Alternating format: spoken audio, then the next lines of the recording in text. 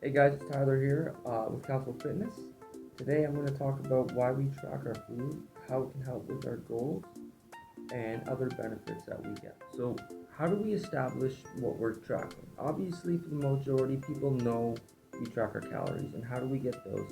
Well, we use a thing called the Total Daily Energy Expenditure Calculator. You can find them online; they're pretty common. I will link one in the description below. Now, once we have that calculator, we can establish our maintenance calories. We can establish what our deficit calories would look like, or our surplus calories would look like for any given goal, whether that's losing weight, gaining weight, or maintaining your weight. Now, after we have our set amount of calories, it's more important to know the function of how you break these things up. So typically, they're broken up into macronutrients and micronutrients. Nutrients.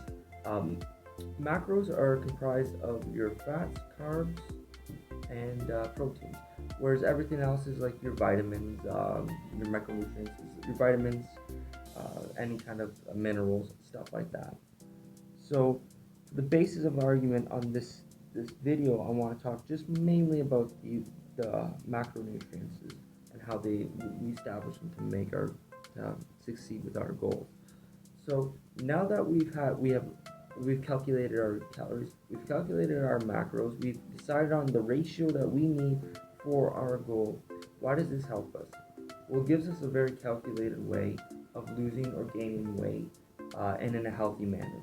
So you'll know exactly what you're going to get, the results you're going to get every week, depending on, there is some error, of course, and there's going to be different bodies, and people will react differently to certain amounts of food. So this will be dependent obviously on person, but for the majority, we can have a pretty good idea of what we're going to lose at the end of the week. And not only does that give us like a sense of accomplishment, but we can forecast our goals. So we have our goal, we have everything established. What can't we eat and what can we eat? You can eat anything you want, and that's the beauty of this style of dieting. It's called if it fits your macros. So you have your macros, you have them set out. You can eat your donuts, you can eat your candy, you can eat your ice cream, but obviously it's going to be drawing from these sources, and you have to realize, like, when you're eating other things, you're going to be drawing from all these sources as well, your proteins, fats, and carbs. So you're going to have to compensate in ways if you eat a little treat, and you don't have to feel guilty about doing it. You don't have to feel like you're doing something that you shouldn't be. You just have to make sure that you're eating to these protein goals and watching your sugars and your salts and everything else that goes along. You want to be healthy as much as you want to lose weight. And I think this built a really healthy relationship with food, especially for people who struggle with it. If you can grasp the concepts of, yeah, I can have these things and I don't have to cut out whole food groups, then you will succeed.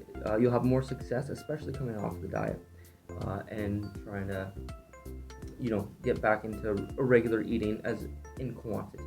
So when we're doing this and we're weighing our food and tracking our macros, we have to keep in consideration that we weigh most things raw, unless otherwise specified on the way they break it down on the nutritional facts. Weighing everything raw is kind of the key to keeping things consistent and accurate. When you cook meat, it tends to lose moisture and fats, so that's why you weigh it raw. And if you're going to cook rice, let's just say, you're going to be adding moisture into it, so you'll be skewing the numbers quite a bit. So you'll actually be able to eat more rice if you were to weigh it not cooked than if you were to weigh it cooked, if you follow the nutritional facts on the back. We have to remember too, there's a degree of error of everything we do, so making sure that we're as close as we can and not obsessing over it is probably the best mentality to have.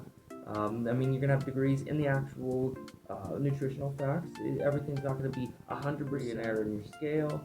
You got the human element. There's so many little errors that it's okay to only get to that 95%. So I hope you enjoyed the video. Thank you for listening.